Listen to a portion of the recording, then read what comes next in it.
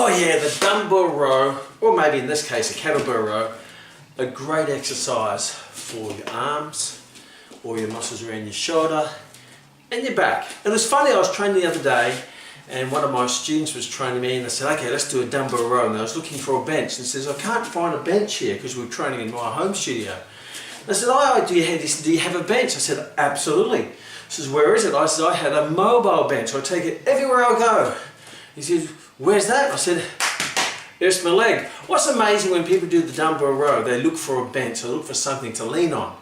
But what's interesting in life, when you're picking something off the ground, if I have to pick up that kettlebell and just say it's my briefcase, suitcase, my shopping, something heavy in the garden, I don't run around and grab a bench and bring it out and put the bench down beside it and then pick up my luggage. No, I bend down and I pick it up and walk off, because that's called the functional application of a dumbbell row. So maybe a great alternative, rather than looking for a bench or doing a dumbbell row on a bench, is that you teach people to use their mobile bench, which is their quads. So quite simple, it's exactly the same technique.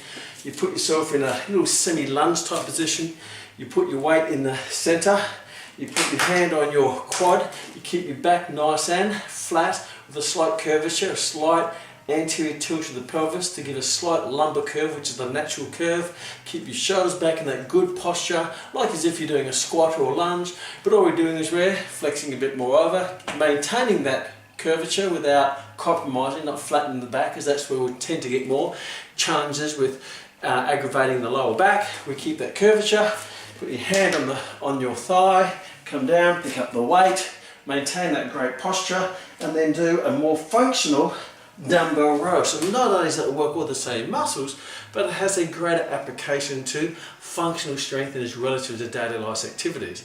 You could even take it a step further, where if you want to teach a bit more function, a bit more stability, particularly around the muscles that stabilize your vertebral column and your pelvis, where you do exactly the same exercise, but this time you don't actually put your hand on your thigh, you just keep your hand off, maintain the same position, and then do now those stabilizing muscles through the torso, which people call the core, actually have to work even more so because you're not using your support on your leg.